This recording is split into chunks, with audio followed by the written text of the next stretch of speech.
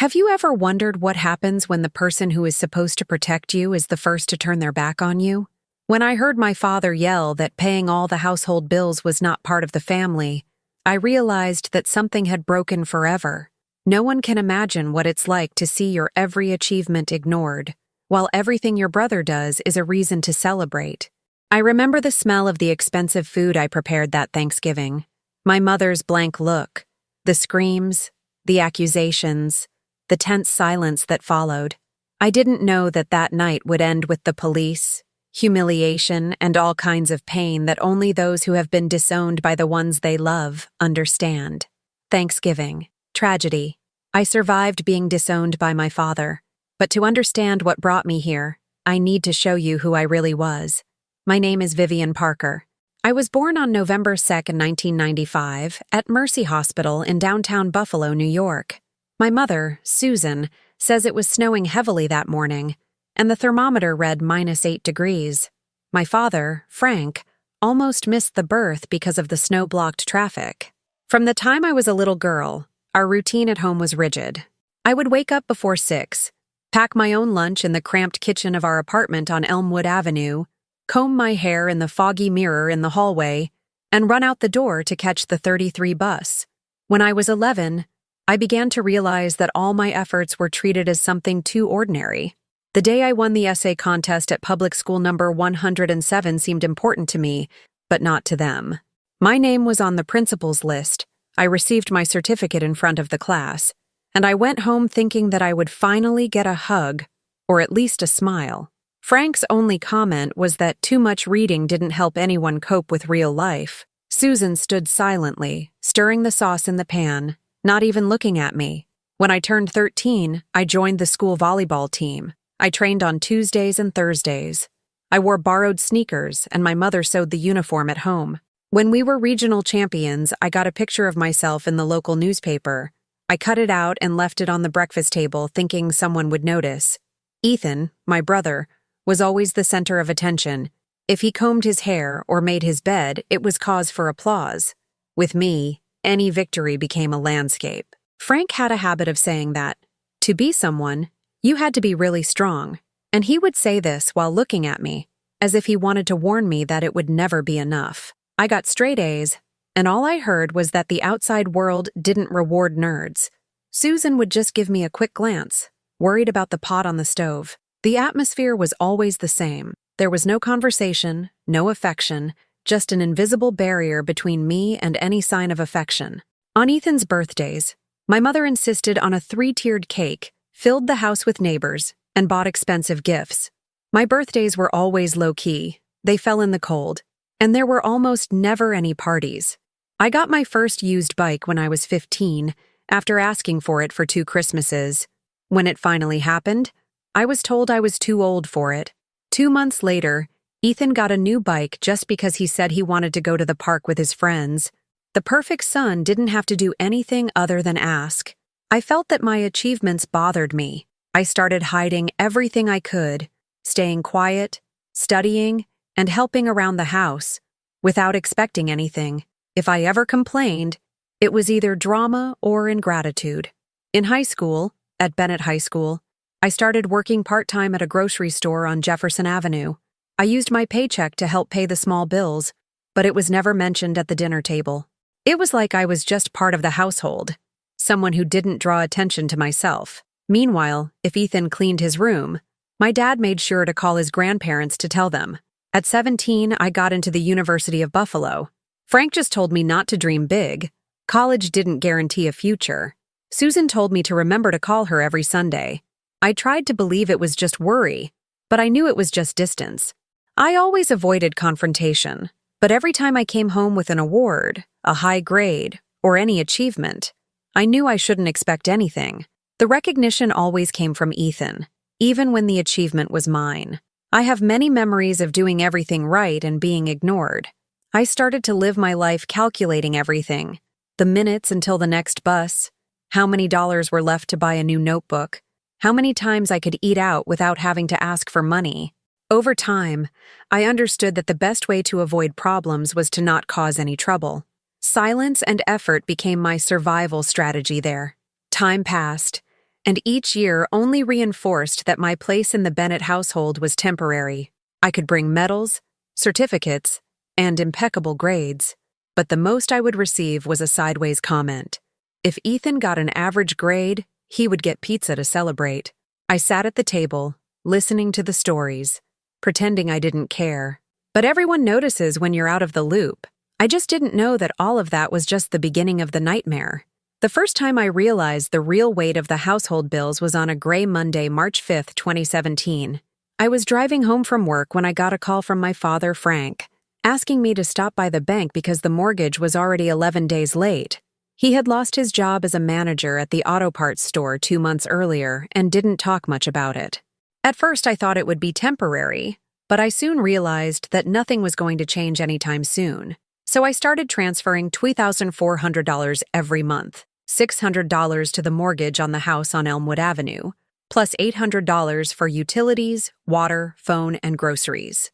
No formal agreement, just a silent expectation that I would get it all sorted without complaint. The feeling of sitting down at my computer on a Sunday night, opening my bank app, and seeing my balance drop without anyone even asking if it was a burden was hard to explain. I was 21 years old, and I had just gotten my first job as a financial analyst at Williams & Cole, a small firm on Main Street where most of my work involved detailed reporting, cash flow forecasting, and investment analysis for local businesses. My salary covered my basic expenses, the rent for a tiny apartment near work, and now all the fixed costs of my parents' living. At first, I thought maybe this time they would notice the effort, but it was as if nothing had changed. Frank was still watching TV all day. Susan was still worried about keeping up with the routine of the household, and Ethan didn't even know the exact amount of his mortgage. Every time I transferred money, I got at most a, "Did you tell the bank?" or a reminder not to be late on the electric bill. I spent a month trying to organize everyone's finances, creating spreadsheets, setting up alerts so that nothing would be overdue, writing down every expense my parents had in old notebooks because my dad never got used to his new cell phone. I remember one Tuesday afternoon typing on the office system when I saw the message, "Insurance bill overdue. Risk of cancellation." I called right away, paid with my own card, and spent the rest of the workday worried. That night, my mom texted me asking me to buy bread and milk before going over. No one asked if I could. No one offered to pay back, even part of it. I took on every bill without realizing it. Gas, washing machine repairs, my dad's doctor's appointment, Ethan's birthday. If an emergency came up, it was obvious that I would be the one to solve it. The office was cramped, with the constant smell of stale coffee and papers piled up in the corners. I spent most of my days analyzing numbers that weren't mine, creating projections for clients who never saw my face. At the end of the month, I was the first to arrive and the last to leave, always calculating whether the money would be enough for everything. I made spreadsheets to control my parents' house, dividing them into categories: housing, energy, groceries, health. Still, none of it seemed to attract attention. I remember putting all the payment receipts in a red folder and leaving it on the kitchen table one Friday. On Saturday, no one commented. On Sunday, Susan only asked me to buy chicken because Ethan wanted to have lunch with his friends. Over time, the obligation became routine. I already knew that on the 10th of each month I had to deposit the mortgage amount, because the bank would automatically charge a $50 late fee. I also knew that Ethan would never open the bank app, and that if Frank needed to buy medicine, he would call me directly without even looking at the amount. Working in finance taught me to plan every penny, but it never prepared me for the feeling of carrying an invisible weight, the kind that no one appreciates and no one notices. Sometimes, I would spend hours organizing my parents' accounting so that they wouldn't miss anything important. I printed out the bank's instruction manual, explained how the automatic debit worked, and left the password written on a Post-it note on the fridge. But if they forgot something, the blame would come back to me. On Easter in 2018, my father asked me for money to buy meat for the family dinner. The amount was always exact, $125, because he knew the price of each cut of meat at Mr. Rossi's store. No one questioned whether I could afford it or not. It was taken for granted that I would pay for it. Sometimes I would try to talk about the budget, suggesting cutting back on expenses or changing the internet plan, But Susan would quickly change the subject or say that the family needed comfort. Ethan simply wouldn't get involved. At work, my colleagues thought it was strange when I turned down invitations to go out, or when I said I couldn't go on vacation. No one knew that behind my analyst's salary was a never-ending list of bills. My life was consumed by these small obligations. If I had any money left, it was for medicine or a forgotten bill. I would come home exhausted, lie down and stare at the ceiling, trying to remember which bill I had left to pay. At the end of the month, the balance was always the same. Parents relaxed, Ethan satisfied, and me trying not to miss a thing. It was at this pace that my routine became an endless sequence of payments and tasks. Each deposit, each bill paid, each conversation about bills was a reminder that, inside, I was solely responsible for the balance of the household. No one asked if I was tired. No one offered to share the burden. Now I want to hear from you. Have you ever felt the weight of taking on everything alone, without anyone noticing or asking if it was hurting? Tell me what you would do in that situation. Would you share the responsibility, face the pressure, or keep quiet? I want to read your answer. I thought I had learned how to deal with all of this. But what happened next? No one could have predicted.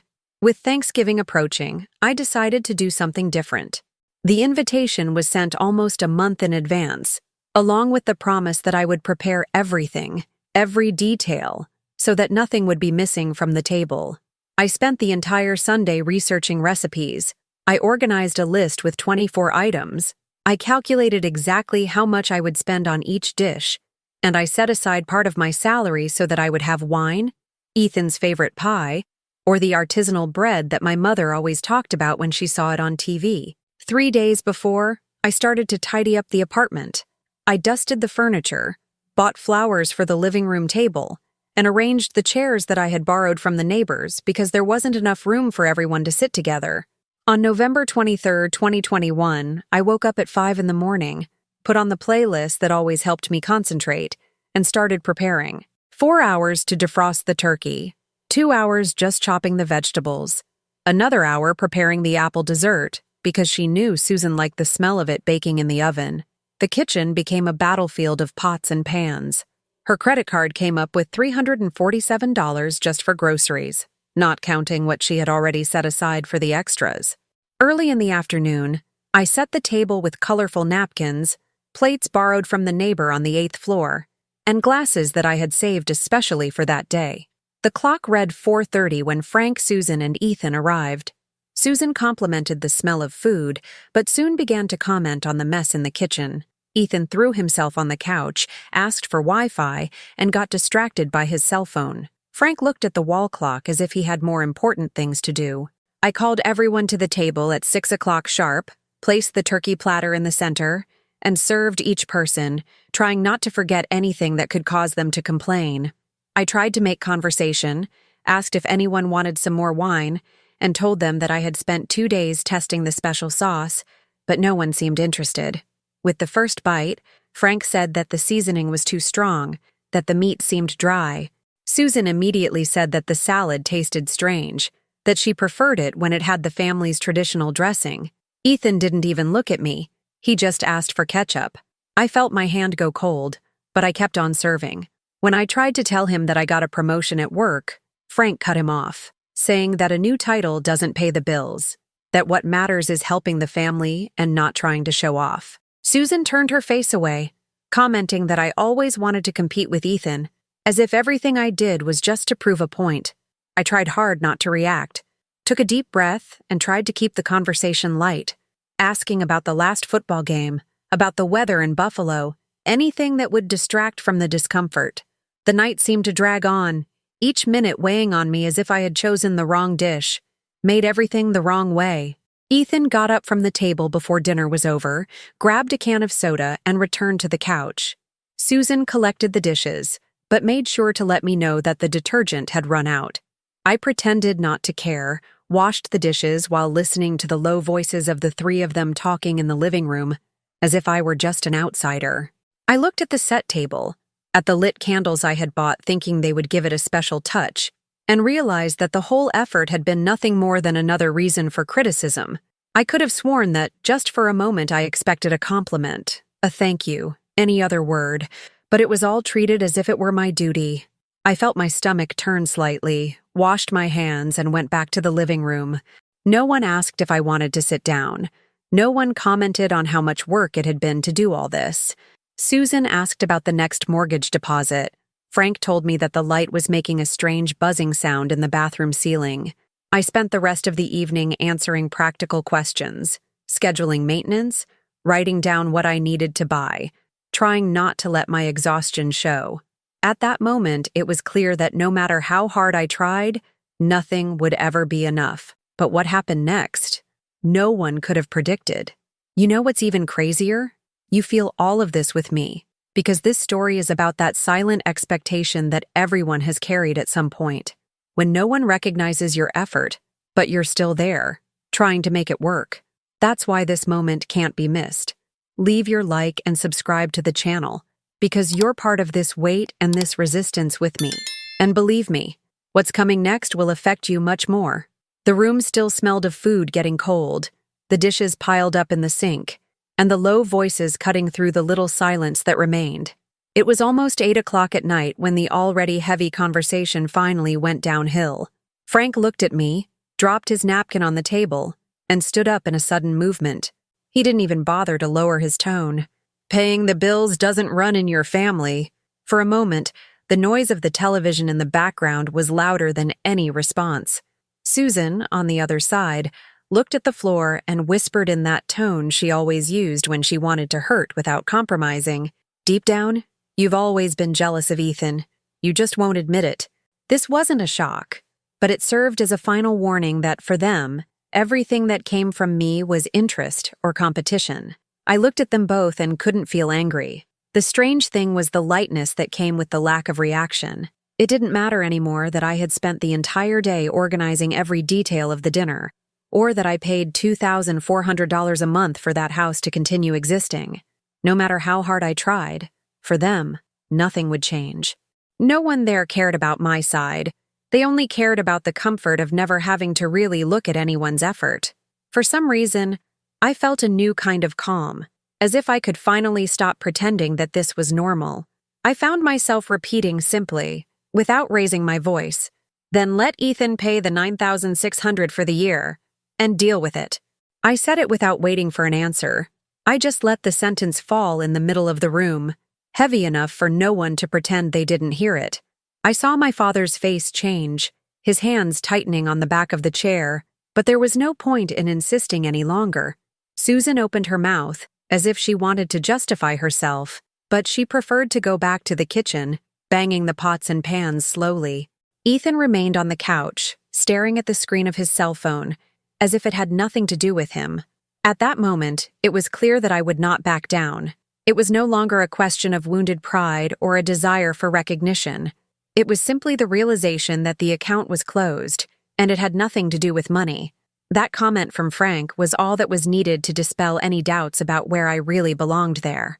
I felt my body relax, took a deep breath, and realized that I was no longer afraid of what was to come. No apology, no promise to change. Nothing would be enough after hearing that. There was no room left for resentment. I looked around the room, saw the details of the dinner still untouched, the candles burning until the end, and realized that it no longer made sense to continue making an effort for someone who only saw my presence as an obligation. In that second, my decision was made. And as much as that seemed like the end of something, in reality, it was just the first step in a change that no one there was ready to face. I thought the worst was over. I was wrong. As soon as the door closed behind them that night, I sat on the edge of the bed and stared at my phone screen.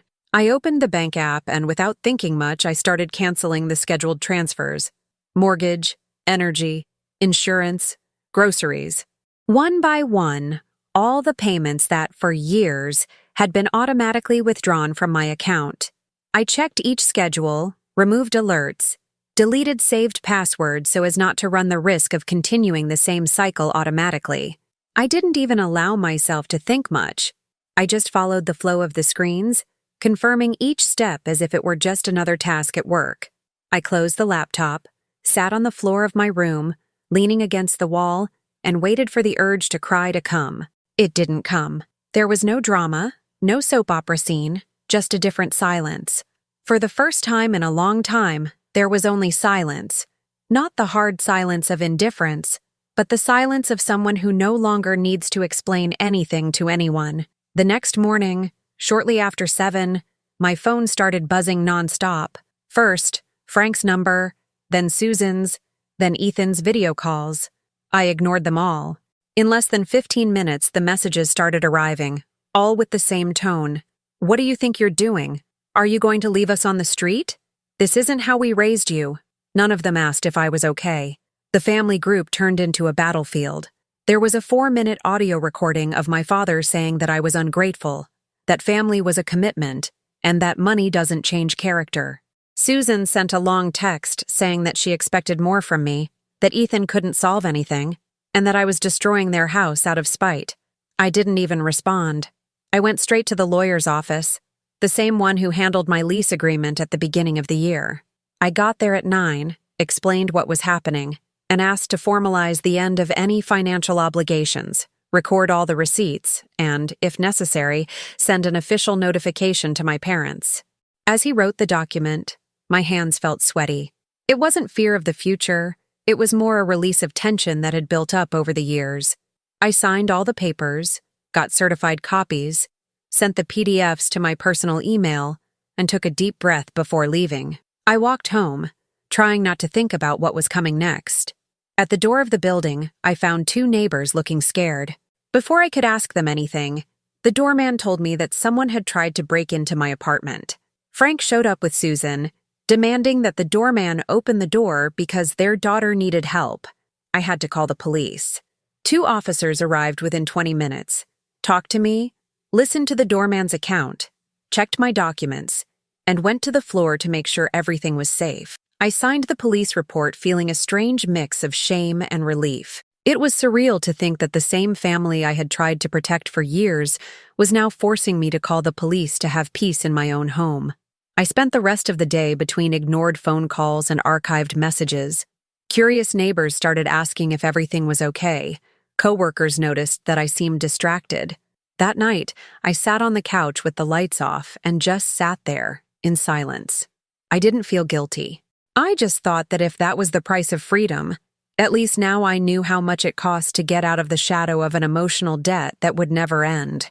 In the following days, the attempts to contact me only increased. Anonymous calls, messages from distant relatives, public accusations in WhatsApp groups. Susan wrote a text on Facebook saying that I had abandoned my family for money. Frank called the office trying to speak to my boss. Ethan sent me a short message, just saying that things were complicated at home. It was clear then that there was no neutral zone. Either I gave in and went back to supporting that structure, or I stayed on my side and endured the backlash. I went to bed late, without crying, without remorse. My phone kept vibrating, notifications from all sides. But deep down, I knew, if there was any way back, it wouldn't go through me. And what happened next went even further than I could have imagined.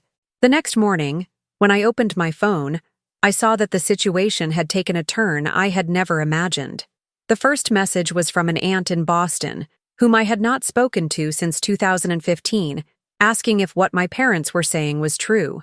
In the family group, Susan had written a huge text saying that I had abandoned them out of pure selfishness, that I had left them at the mercy of debt, while I showed off my executive life in the city. I saw my name tagged in Facebook comments that I had not even remembered existed.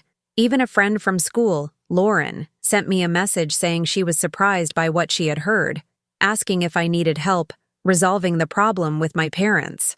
Frank went even further. He called some old neighbors, explained that he was having a hard time because of me, and one of them had the nerve to knock on my door at night to ask if I didn't feel sorry for my own parents. The hardest blow came when I realized that some childhood friends, who grew up with me on Elmwood Avenue, stopped responding to messages and disappeared from social media. People who, until recently, shared memes and barbecue invitations with me, simply blocked me. It was as if, from one moment to the next, my entire story had been reduced to half a dozen distorted sentences. spread by those who had always seen me only as the family's pocketbook. This hit me harder than I expected.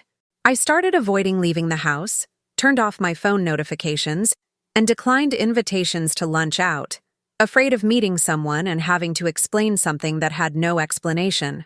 I felt ashamed to admit to myself that it hurt.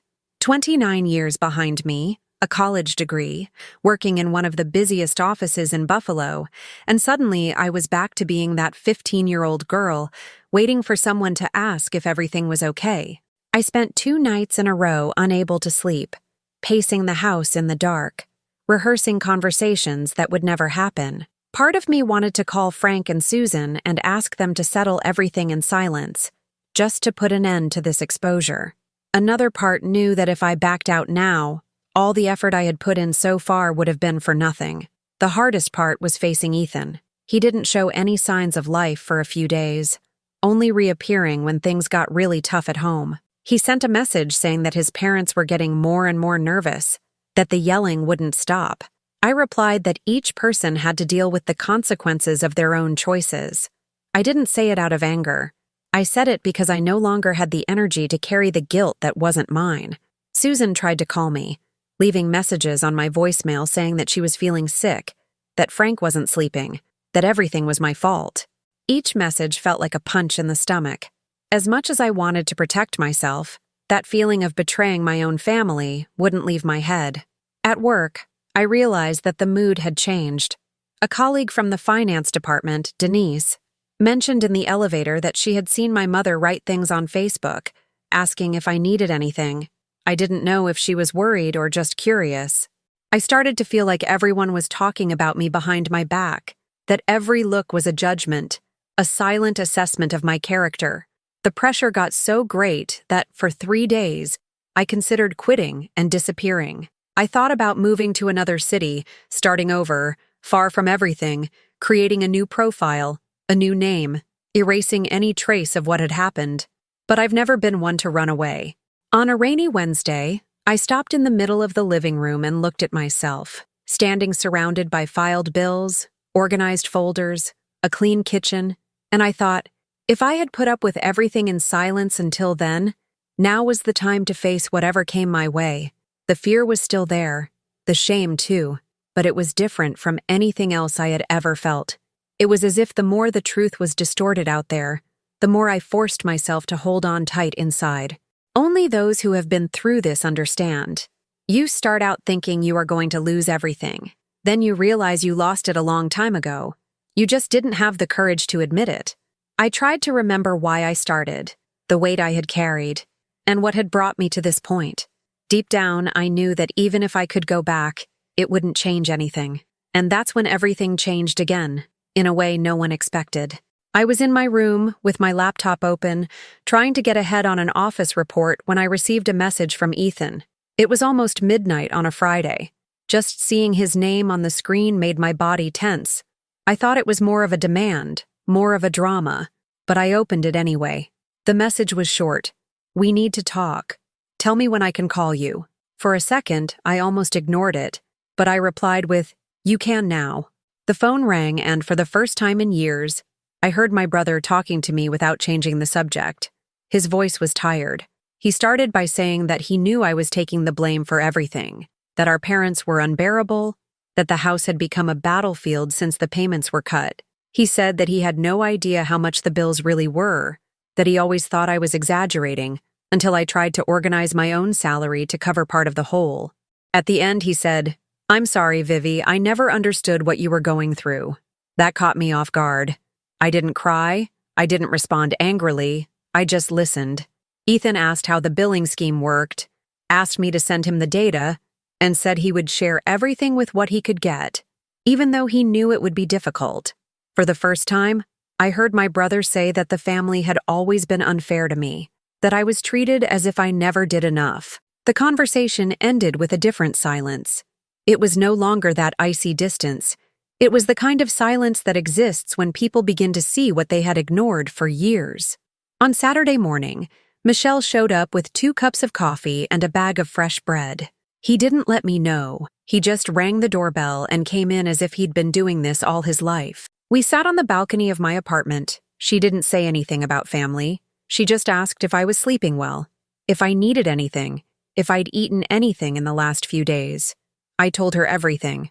My parents' messages, Ethan's audios, the accusations on Facebook. Michelle just listened. In the end, she said that family is sometimes the one who's there for you when no one else is. She remembered our college days, the nights we'd share a snack because we didn't have enough money for a whole pizza, the promises we'd made to never leave each other behind. Before he left a simple message. If you need anything, just call. No one should go through this without support. The biggest surprise came when, on Monday, after a tense meeting, my boss, Jennifer, asked me to stay in her office for a while. I thought she would scold me for my performance, but she closed the door, pulled up a chair, and asked if I was really okay. She said she had noticed that I was more withdrawn, less involved, and that if I wanted, I could take a few days off. I didn't know what to say. Jennifer said that, regardless of the work, she cared about people, and that this wasn't just a company, it was a place for real people, with real problems. She offered a referral for therapy, asked if I needed to contact a lawyer, and even suggested a meditation app that she used when her head was too full. I left the office feeling lighter, with the feeling that there was still some safe space. In the following weeks, I noticed that the weight of isolation had eased. Lauren, that friend from school who had been demanding explanations from me, called me to say that she had noticed how exaggerated the stories were, and that she knew I would never do anything to hurt anyone. Other people started to reach out. A colleague from the office left a chocolate bar on my desk with a note saying, "It will pass." A neighbor from the 6th floor helped me carry my groceries without even asking. It wasn't an army of support, but it was enough for me to understand that maybe, for the first time, I didn't have to endure everything in silence. The people who stood by me, even without understanding the whole story, showed me that true bonds don't depend on surnames.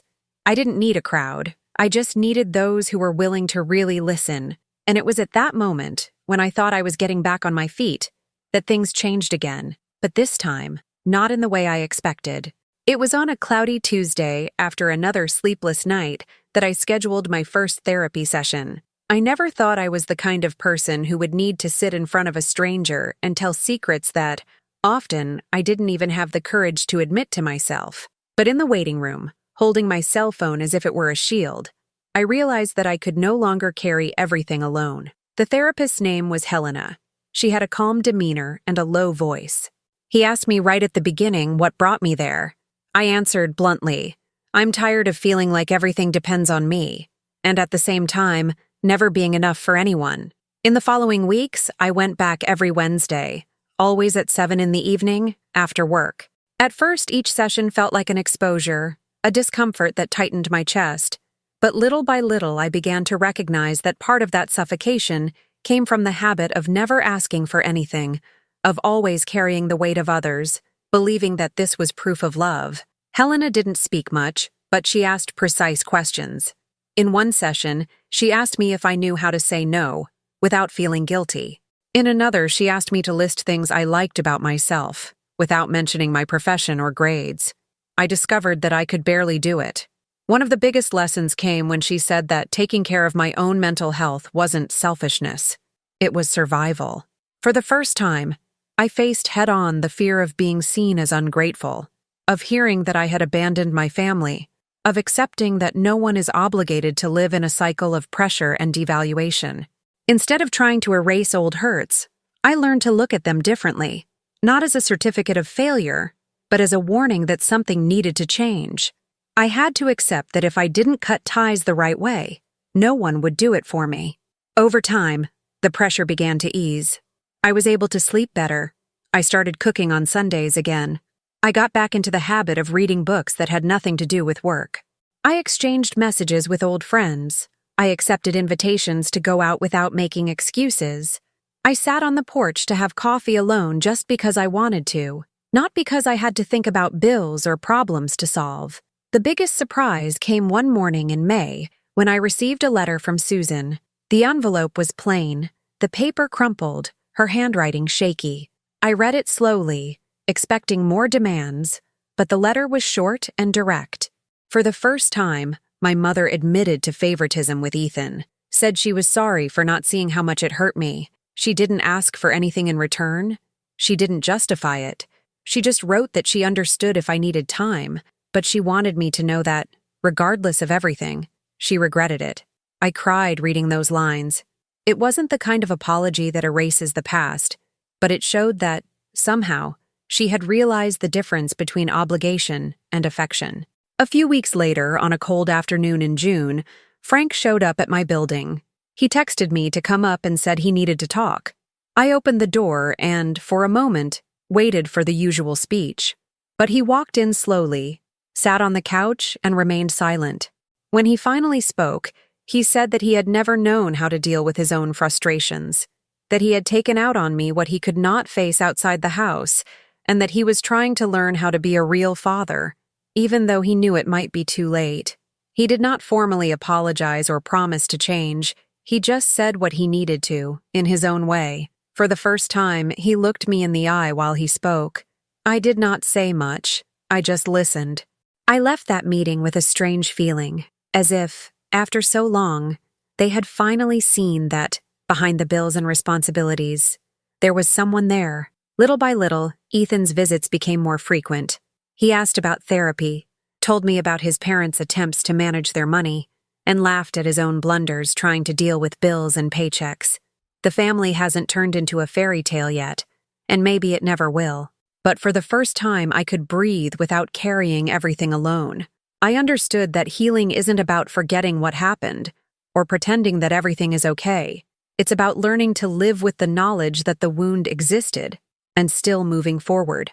It was only when I felt this relief, this new lightness, that I realized they were finally looking at me, not at what I could do for them. And that's when I truly started over. When the bank's notice arrived informing me that the eviction process had begun, I felt neither relief nor guilt, just an old-fashioned exhaustion, like closing an account that's been in arrears for years. Frank and Susan couldn't afford the mortgage on Elmwood Avenue anymore after my deposits were cut off. The subject went around for a while among relatives, some trying to convince me to help, others preferring not to get involved. But the decision had been made. I watched my parents pack their bags in silence, packing up the few pieces of furniture they had left, sorting old papers and photos into grocery boxes. Deep down, I knew I had no power to fix it, and I shouldn't even try. They moved to Arizona, to live near Susan's cousin, taking the essentials. Ethan stayed behind, trying to get on with his life, sharing expenses in a small apartment with 2 coworkers. That emptiness in my old house was different from what I had felt for years.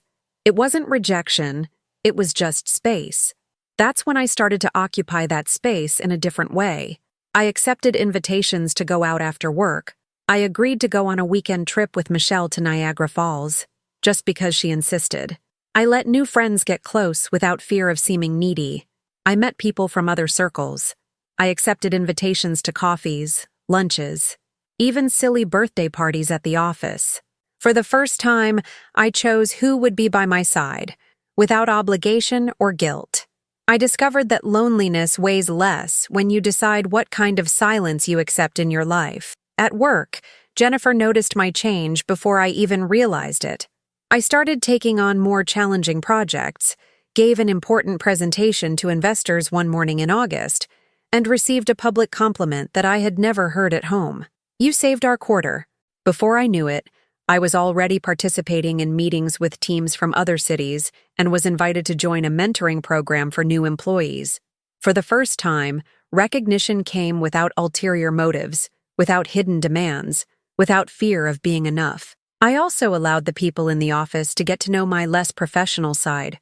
I joined the company volleyball team and started training twice a week. I discovered that I missed that lighthearted atmosphere of simple celebration for every point scored. With my life easier, I went back to studying for pleasure. I took a cooking class just to learn new recipes. I tried painting pictures in an open class at the municipal park. I reread books that had been forgotten on the shelf. I learned to walk the streets of Buffalo without the rush of someone who needs to do everything at the same time. I stopped looking back and expecting approval from those who never really saw me. I started to value small daily achievements, like waking up early to walk in Delaware Park, or preparing a dinner just for myself after a long day. Ethan came over more often, sometimes just to ask for tips on how to organize his finances, sometimes just to have lunch in silence. I didn't ask him to change his mind or to declare his affection. I learned that everyone has their own time to deal with their own scars.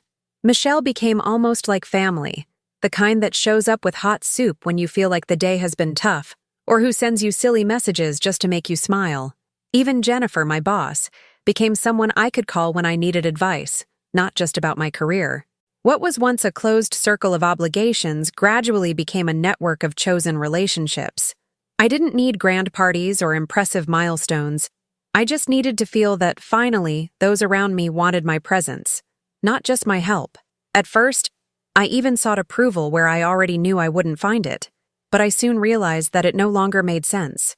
I learned to recognize those who looked me in the eye, who genuinely asked how I was, who celebrated small victories with me. I no longer needed to ask permission to exist. Reinventing my routine didn't erase what had happened, but it allowed me to fill every empty space with things and people that made sense. For the first time, I didn't have to chase an impossible love, nor wait for recognition from someone who never really wanted to see me. Time passed slowly, but each day became more mine. I just didn't imagine that, even with everything resolved, there was still one last answer missing to close this cycle once and for all. Today, when I wake up and see the light coming through the window of my own apartment, I feel a strange calm, almost hard to recognize. It's not the peace that comes from the absence of problems, but the relief of finally not having to carry anyone but myself. I look back and see the difference between enduring the pressure of a role that was given to me and truly choosing who I want to have around me. I've always heard that family is everything, that blood ties are unbreakable, but now I understand that this only makes sense when there is respect, when no one needs to sacrifice themselves to fit in with the expectations of others. I learned the hard way that setting limits is not selfishness, it's survival. I spent so much time trying to please, waiting for impossible approval, that I almost forgot what it was like to live without walking on eggshells all the time. It took me almost 3 decades to realize that love, when it comes with demands, is not love, it is prison. It took me a long time to accept that, no matter how much I sacrificed myself, it would never be enough for someone who only saw me as a problem-solving solution or emergency fund. It took me a long time to understand that a real family is made of choices, dialogue, acceptance, mutual care, and sometimes that means cutting out what hurts you, no matter how painful it may seem. It wasn't easy to close the door on my parents, ignore emotional appeals, or block numbers when the attacks went beyond the limit. There were many days of fear, nights of doubt, weeks in which I thought I had lost everything. But what I really lost was the fear of being rejected by someone who never truly welcomed me. I gained the right to say no, to not answer calls, to not rush to resolve what was never mine. And over time, I discovered that the love that saves does not come from obligation, but from acceptance. That family, in practice, can be someone who sits by your side on a bad day, who defends you without asking for anything in return, who reminds you of your worth when you forget. Michelle has become almost a sister. Ethan has become a real, imperfect person who now recognizes his flaws and tries, in his own way, to rebuild bridges without blaming anyone. Jennifer, the boss who became a friend, taught me that acceptance can appear in the most unexpected places. Today, I can dine alone and enjoy the company, or share a table with hand-picked people, knowing that no one there measures me based on deposits or favors. Little by little, I have also forgiven myself. I have stopped comparing myself to those who stayed behind, and I have stopped looking for answers where there is only silence. Therapy taught me to recognize my strengths, to not lower my head for fear of hurting others, to stop asking for permission to exist. If I can sleep peacefully today, it is because I have accepted that my worth does not depend on anyone's gaze. If I can laugh again, it is because I have left the weight of obligation behind. If someone asks me about family, I no longer think only about the last name, but about who was left behind when everything fell apart. Family is a daily choice. It is someone who respects you, supports you, corrects you gently, calls you to reality without trying to crush you. The house on Elmwood Avenue is in the past, along with everything that no longer makes sense. My parents have moved to Arizona, and if they ever decide to start over for real, I'll be ready to talk, but not to go back to my old ways. Today, the circle I've formed around me is small but whole. I've learned to say no without guilt, to ask for help when I need it, to recognize when it's time to stop. The greatest gift of this new beginning is being able to look at myself and not miss anything anymore. My story, which began as a silent struggle for acceptance, became proof that it is possible to rewrite everything without losing who you are. I no longer need to beg for love anywhere. Freedom came when I exchanged obligation for self-care, fear for self-respect. If someone asks me for advice, I can only say one thing: protect your peace, even if it means starting over, distancing yourself or closing doors. In the end, the true meaning of family lies in those who truly see you, and not in those who expect you to disappear to fit into someone else's dream. And finally, my story is no longer about pain. Now, it is about liberation. Now tell me, would you have the courage to break this cycle? Comment below. I want to know what limits you would be able to impose to protect your own peace. Each comment shows that the fight for respect is more common than it seems. Share your truth. You are not here for nothing.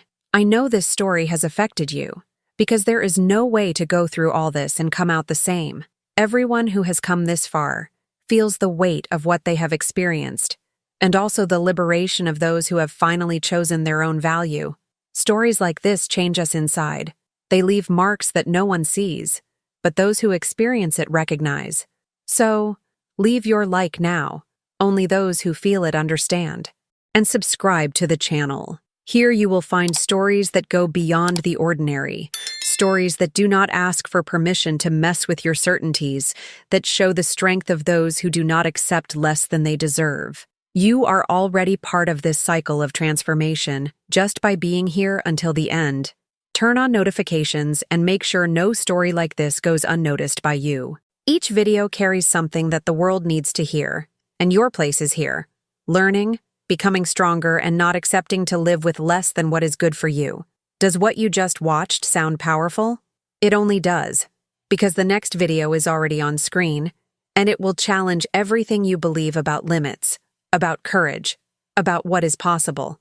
Don't waste a second. Click now, because the story that's about to unfold will change everything you think about survival and choice.